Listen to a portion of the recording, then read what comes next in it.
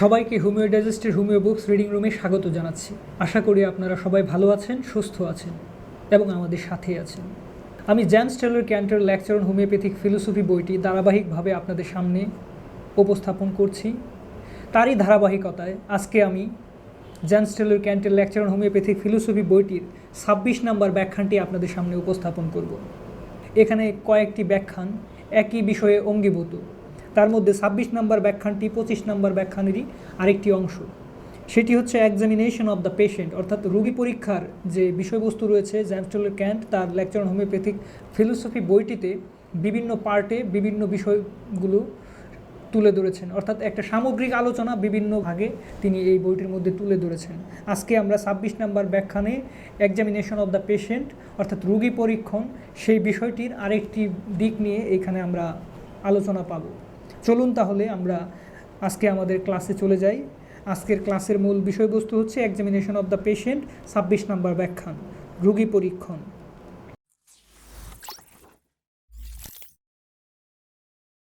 দুইটি পীড়ার আলেখ্য শরীরে একই সময় বর্তমান থাকলে, অর্থাৎ দেখা যাচ্ছে যে একটা পেশেন্টের শরীরে যদি দুইটি পীড়ার চিত্র পাওয়া যায়, একই সময়ে যদি দুইটি পীড়ার চিত্র পাওয়া যায়, সেই সময়টিতে আমরা কী করব?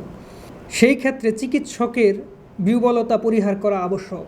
এই অবস্থা দেখে চিকিৎসক যেন আতঙ্কিত না হয়ে যান, তিনি যেন ভয় না পেয়ে যান, বরং এই সময়টাতে বিচক্ষণতার সাথে যে সিদ্ধান্তগুলো নেওয়া প্রয়োজন এবং যেভাবে রুগীকে অবজারভেশন করা প্রয়োজন সেই সংক্রান্ত বিষয় কিন্তু জেমস টেলর ক্যান্ট পরবর্তীতে আমাদেরকে ডিরেকশনের মাধ্যমে বুঝিয়ে দিচ্ছেন। দৃষ্টান্তস্বরূপ প্রাচীন পীড়াগ্রস্ত রুগী তরুণ পীড়ায় বা একিউট পীড়ায় আক্রান্ত হইতে পারে এবং তার জন্য চিকিৎসক সেখানে আহত হইয়া চিন্তা করিতে পারেন যে এই ক্ষেত্রে রোগীর লক্ষণ সমষ্টি আহরণ করা আবশ্যক। কিন্তু তিনি যদি তরুণ রোগ চিকিৎসার জন্য তাহা করেন, তাহা হইলে প্রাচীন ও তরুণ উভয় রোগের লক্ষণসমূহ একত্রে মিশ্রিত হইয়া তাহাকে হতবুদ্ধি করিয়া দিবে এবং তিনি উপযুক্ত ঔষধ নির্ণয় করিতে পারিবেন না। এই দুটি অবস্থাকে অবশ্যই বিযুক্ত রাখিতে হইবে। অর্থাৎ একজন রোগীর শরীরে যদি ক্রনিক একটা ডিজিজ আগে থেকেই থাকে, অর্থাৎ প্রাচীন পীড়ায় যদি তিনি আগের থেকে আক্রান্ত থাকেন, সেই প্রাচীন পীড়া থাকা অবস্থায় তার মধ্যে যদি আরেকটি একিউট পীড়ার সংক্রমণ ঘটে, একিউট পীড়ায় আক্রান্ত হন, তখন যদি একজন ডাক্তার সেই রোগীকে চিকিৎসা করতে যান, চিকিৎসা করতে গিয়ে যদি তিনি প্রাচীন পীড়ার সিমটমগুলো প্রাচীন পীড়ার চিত্রের সাথে এই একিউট পীড়ার চিত্রকে একীভূত করে ফেলেন, তাহলে কিন্তু তিনি সুদূর পরাহত হবেন, চিকিৎসায় সফলতায় সুদূর পরাহত হবেন। তিনি এই ক্ষেত্রে একটি জগা খিচুড়ি তৈরি করে ফেলবেন, যার ফলশ্রুতিতে এখানে রুগীকে তিনি আরোগ্য করতে পারবেন না। বরং জেমস টেলর ক্যান্ট বলছেন এই ক্ষেত্রটিতে প্রাচীন পীড়ার যে নিজস্ব রূপচিত্র আছে, তার যে চিত্রটা আছে সেটাকে আলাদা রাখতে হবে এবং পরবর্তীতে যে একিউট ডিজিজে রুগী সংক্রমিত হয়েছে তার ভিতরে যে একিউট চিত্রটি ভেসে উঠেছে সেটিকে আলাদা রাখতে হবে, অর্থাৎ বিযুক্ত অবস্থায় রাখতে হবে। দুটাকে একত্রে মিশ্রিত করা যাবে না। যে লক্ষণগুচ্ছ তরুণ উপবিষের আলেখ্য অর্থাৎ চিত্র ও আকৃতি সৃষ্টি করিয়াছে, বর্তমান অবস্থায় তাহাদের জন্য অবশ্যই ব্যবস্থা প্রদান করতে হবে। তরুণ উপবিষ সক্রিয় থাকিতে প্রাচীন রোগের লক্ষণসমূহ তৎক্ষেত্রে অবস্থান করে না, কারণ তরুণ উপবিষ তৎকালে প্রাচীন উপবিষকে প্রতিরুদ্ধ কিংবা সাময়িকভাবে অপসৃত করিয়া রাখে। কিন্তু এই তত্ত্ব বিদিত না থাকিলে পরিশ্রমী চিকিৎসক ভ্রান্তিবশত রোগীর সারা জীবনের যাবতীয় লক্ষণ সংগ্রহ করিতে পারেন। পক্ষান্তরে অন দ্য আদার হ্যান্ড, আবার ঔষধ নির্ধারণের জন্য প্রাচীন পীড়ার লক্ষণ সংগ্রহস্থলে কেবল ইহাই উল্লেখ করিলে যথেষ্ট হইবে যে এই রোগীর টাইফয়েড, রোমান্তি কিংবা অন্য কোনো তরুণ উপবিষের সংক্রমণ সংঘটিত হইয়াছিল। এই প্রকার পীড়াসমূহ প্রাচীন উপবিষে অঙ্গীভূত নহে। তরুণ পীড়ার লক্ষণরাজি পৃথক ও স্বতন্ত্র বিষয়। তোমাদের নিশ্চিত উপলব্ধি করিতে হইবে যে দুইটি স্বতন্ত্র উপবিষের এককালীন ব্যবস্থা প্রদান প্রচেষ্টা ভ্রান্তিতে পরিণত হইয়া থাকে। যদি দেখা যায় যে একই সময়ে তরুণ এবং প্রাচীন রোগের চিত্রকে একত্রিত করে ব্যবস্থা প্রদান করার জন্য চেষ্টা করা হয় বা চিন্তা করা হয়, তাহলে কিন্তু এই ক্ষেত্রে ডাক্তারকে ব্যর্থ হতে হবে। এই ক্ষেত্রে তার ঔষধ সিলেকশন কিন্তু সঠিক হবে না, ভুল হবে, বরং তিনি ভ্রান্তিতে পতিত হবেন, তিনি একটি ভুল মার্গে হাঁটতে থাকবেন। যদি এই দেশের পশ্চিমাঞ্চলের চিকিৎসা কার্যে নিযুক্ত হও, তোমরা বহুস্থলে বিকৃত বেদী দেখিতে পাইবে। উহাদের একটা দৃষ্টান্ত স্বরূপ আমি পরবর্তী কাহিনীটি উল্লেখ করিতেছি। জনৈক একজন রোগী কিছুকাল যাবৎ সবিরাম জ্বরে ভুগিতেছিল এবং কুইনাইন, আর্সেনিক, নানা প্রকার ঔষধের নিম্নক্রম ইত্যাদি বহুবিধ ঔষধের দ্বারা চিকিৎসা হইবার পর তাহার রোগ জটিল অবস্থায় উপনীত হইয়াছে। তোমরা জানিতে পারিলে যে তাহার আদি লক্ষণসমূহ ইহাতে বর্তমান লক্ষণসমূহের প্রকৃতি ভিন্ন প্রকার, যেন সেক্ষেত্রে একটা পট পরিবর্তন হইয়া গিয়াছে। রোগীর বর্তমান অবস্থাকে এক জাতীয় ম্যালেরিয়া সাব্যস্ত করিয়া তোমরা ব্যবস্থা প্রদান করিলে। সে ব্যক্তি যে সমুদয় ঔষধ সেবন করিয়াছিল তাহাদের প্রতিষেধ বা অ্যান্টিডোট করার জন্য ঔষধ প্রয়োগ করিলে এবং ঔষধে বিস্ময়কর ফলও পাওয়া গেল। ইহাতে আশ্চর্যরূপে পীড়াটি উদ্ঘাটিত হইয়া পড়িল। এই সময় পর্যন্ত রোগী তাহার ম্যালেরিয়া আদিম অবস্থা সম্বন্ধে তোমার নিকট কিছুই বর্ণনা করিতে পারে নাই, কিন্তু 2-1 সপ্তাহের মধ্যে সে ফিরিয়া আসিয়া বলিল, ডাক্তার মহাশয়, সেই আদিম অবস্থার নাই এখন আমার অবস্থা দাঁড়াইয়া আছে। তুমি বলিলে, ভালো, তোমার এখনকার লক্ষণসমূহ বর্ণনা করো। এইবার তুমি দেখিবে যে একদিন অপরাহ্ন 5 ঘটিকার সময় আনুষাঙ্গিক লক্ষণসমূহের সহিত অর্থাৎ কনকমিটন সিমটমের সাথে তার কম্পন হইল এবং অধিক রাত্রি পর্যন্ত ইহা স্থায়ী হইল। পরদিন সে সুস্থ রইল এবং তার পরের দিন পূর্বাহ্নে 11টায় কম্পন হইল। তারপরে সমস্ত দিনই ভালো রইল। এই সমুদয় অবস্থায় প্রত্যেকটি যদি পরীক্ষা করো, তুমি দেখিবে তাহার উক্ত 2টি কম্পন তাহার শরীরে বিভিন্ন অঙ্গে সূচিত হইয়াছিল এবং উত্তাপও ভিন্ন ভিন্ন অঙ্গে সূচিত হইয়াছিল। এই 2 আক্রমণের লক্ষণসমূহ সম্পূর্ণ পৃথক ভাবাপন্ন। যে ব্যক্তি এরূপ ঘটনা কখনো দেখে নাই, সে ব্যক্তি ইহা সম্ভবপর মনে করে না।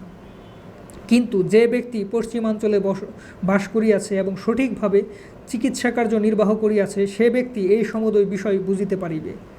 কিন্তু এই তত্ত্ব কুইনাইন হোমিওপ্যাথি পন্থীদিগের অধিগত নহে। নির্ভুল ব্যবস্থার দ্বারা এই 2টি ম্যালেরিয়া উপবিষ বিযুক্ত হইয়া যাইবে এবং তখন প্রকাশ পাইবে যে এই সম্পূর্ণ পৃথক ভাবাপন্ন উপবিষ 2টি একই সময় শরীরে অবস্থান করিতেছিল।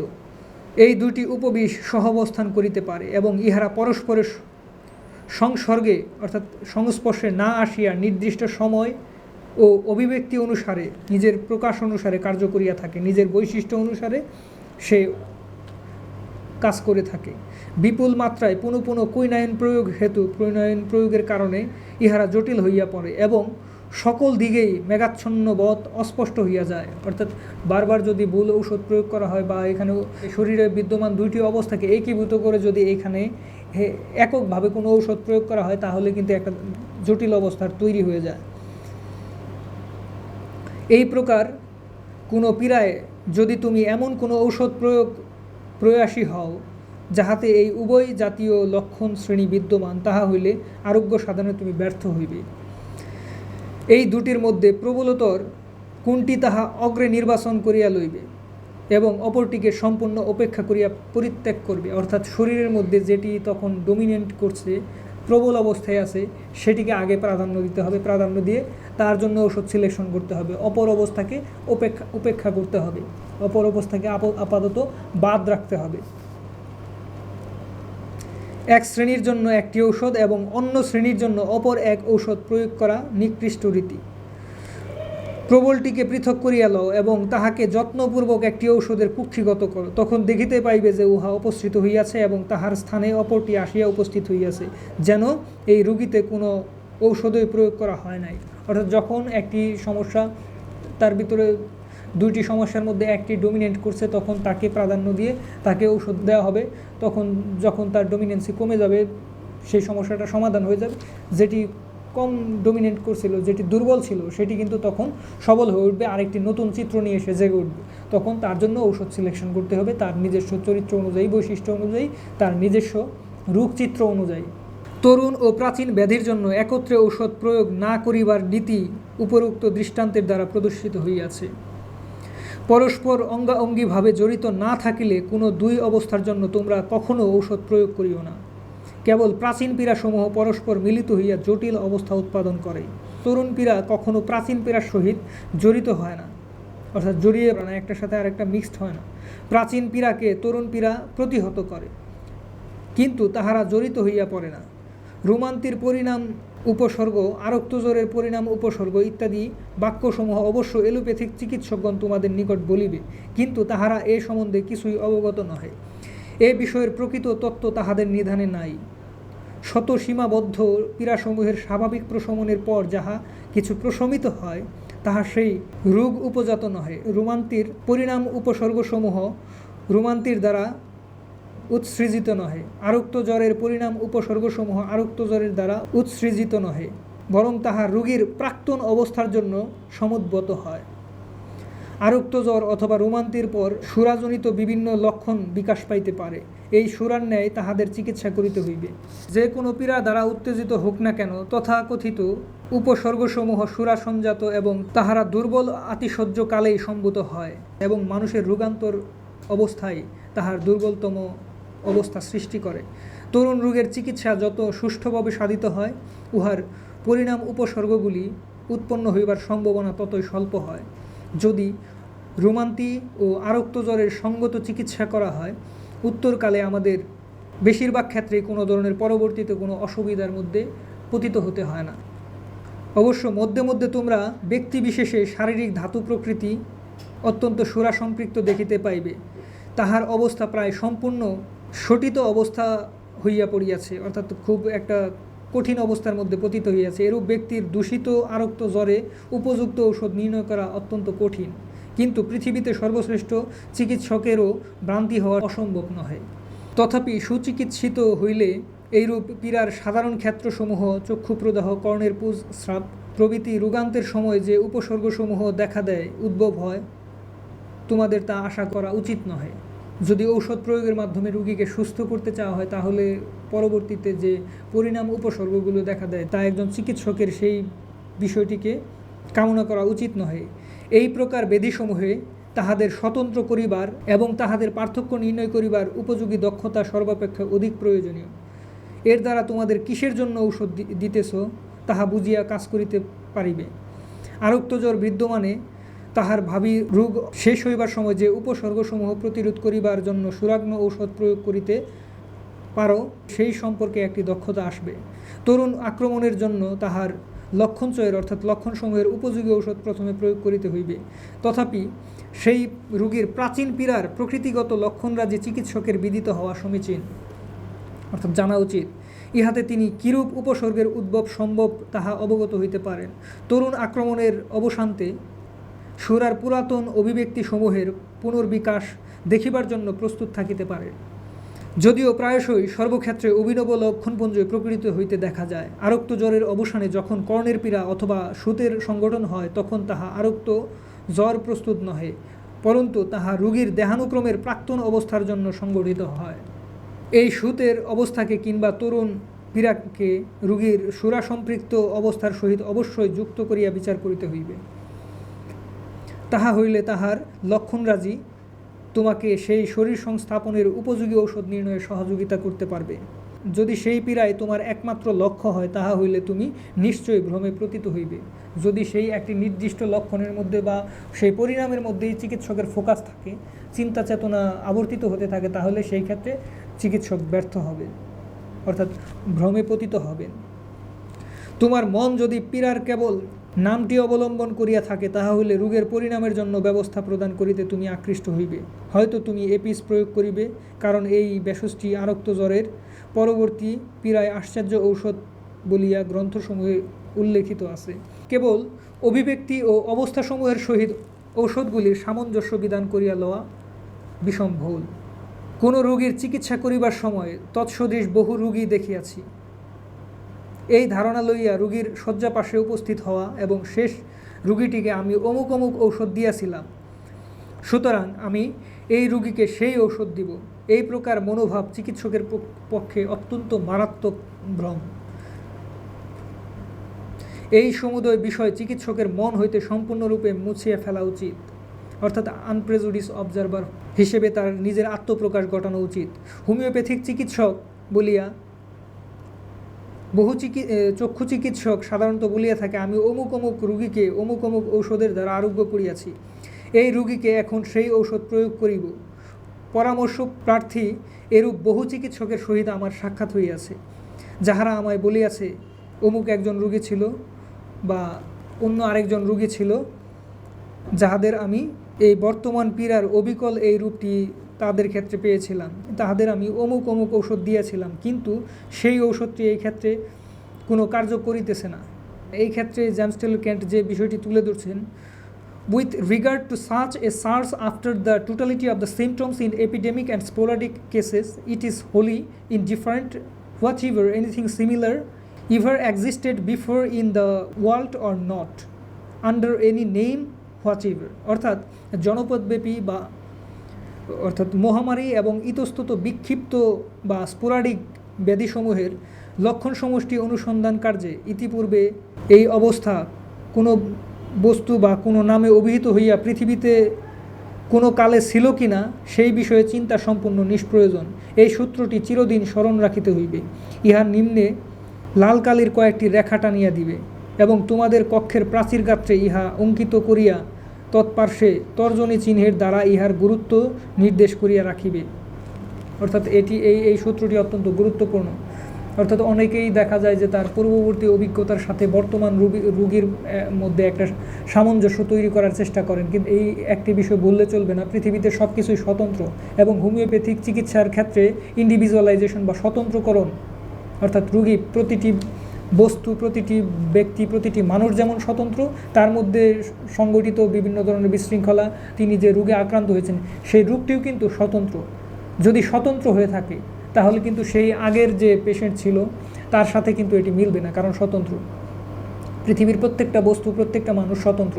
এই স্বতন্ত্রতার বিষয়টি কিন্তু আমাদের চিকিৎসার ক্ষেত্রে অবশ্যই মনে রাখতে হবে।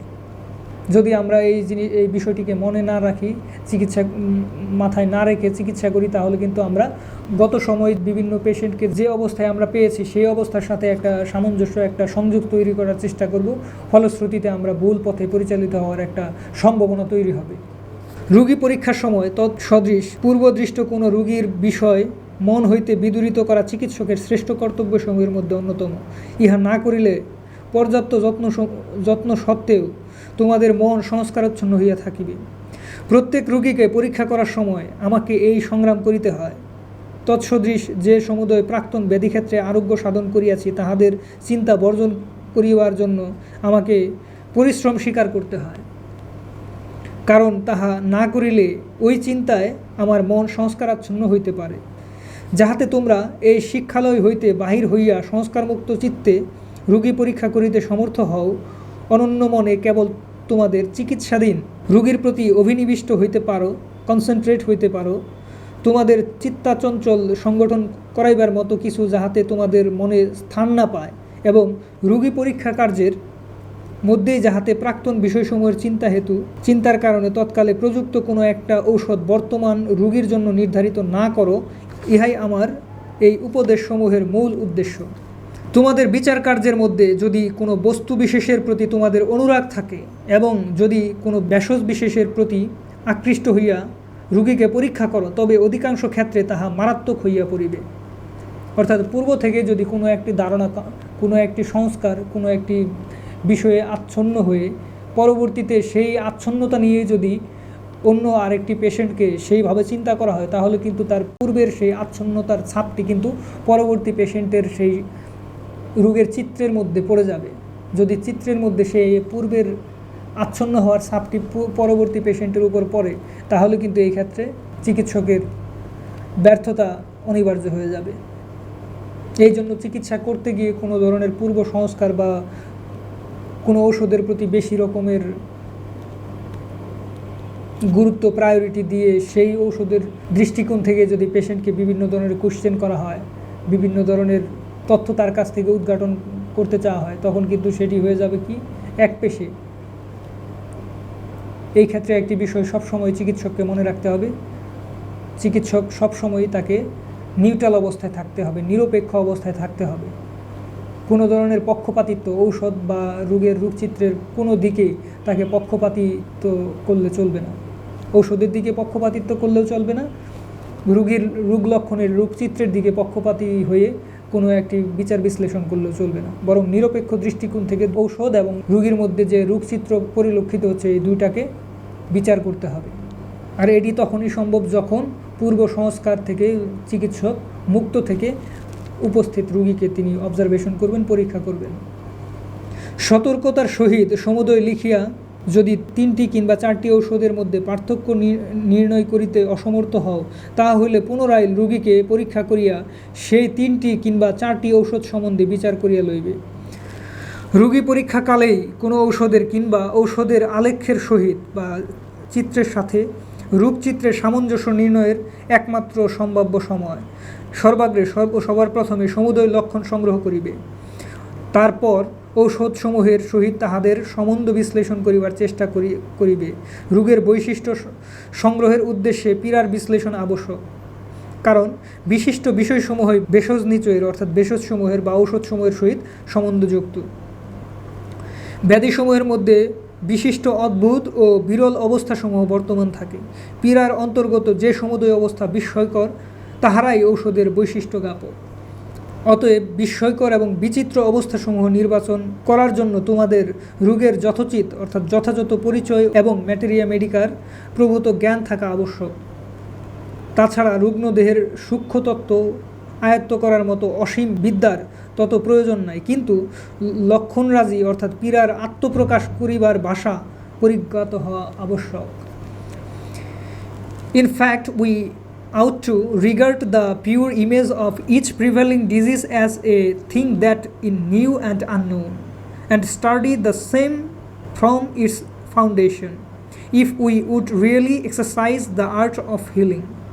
অর্থাৎ বস্তুত যদি প্রকৃতই আমাদের আরোগ্য সাধন শিল্প অনুশীলন করতে হয়, তাহা হইলে প্রত্যেক প্রাদুর্ভূত পীড়ার মূর্তিকে নতুন ও অজ্ঞাত বস্তুরূপে গ্রহণ করা আমাদের কর্তব্য এবং তাহার ভিত্তি বা মূল হইতে পরিশীলনা করা উচিত। উপবিশ্বময়ের সংস্থান উপলব্ধি করা চিকিৎসকের দক্ষতার উপর বহুলাংশে নির্ভর করে। তাহার বুদ্ধি স্থূল হইলে যে লক্ষণসমূহ উভয়ের এক নহে, তাহাদিগকে তিনি পরস্পরের সহিত মিশ্রিত করিয়া ফেলিবেন। হ্যানিম্যানের আশ্চর্য প্রত্যক্ষ জ্ঞান ছিল বলিয়া তিনি একবার দৃষ্টি নিক্ষেপ করিয়াই সমুদয় বুঝিতে পারিতেন।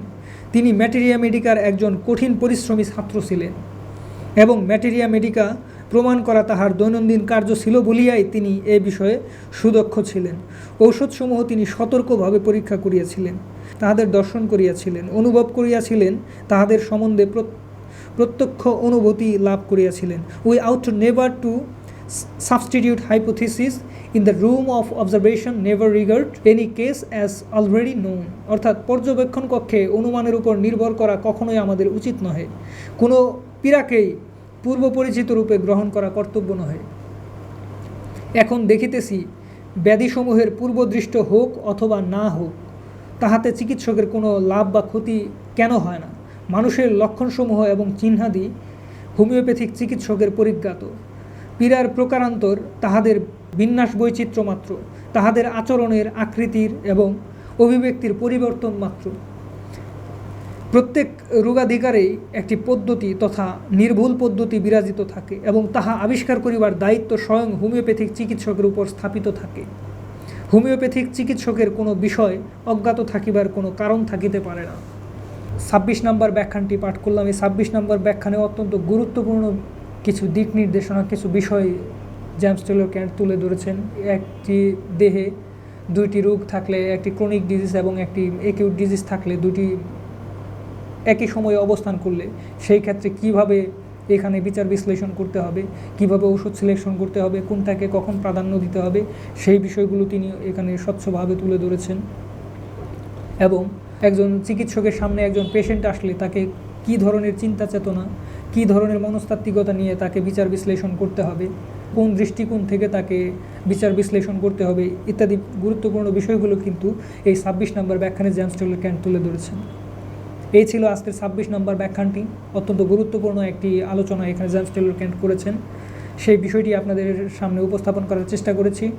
পরবর্তীতে অন্য কোনো ব্যাখ্যান নিয়ে আপনাদের সামনে আবার হাজির হব। এ পর্যন্ত আপনারা সবাই ভালো থাকবেন, সুস্থ থাকবেন, এই আশা ব্যক্ত করে আজকের মতো এখানেই বিদায় নিচ্ছি। সবাইকে আবারও ধন্যবাদ জানিয়ে আজকের মতো এখানেই বিদায়।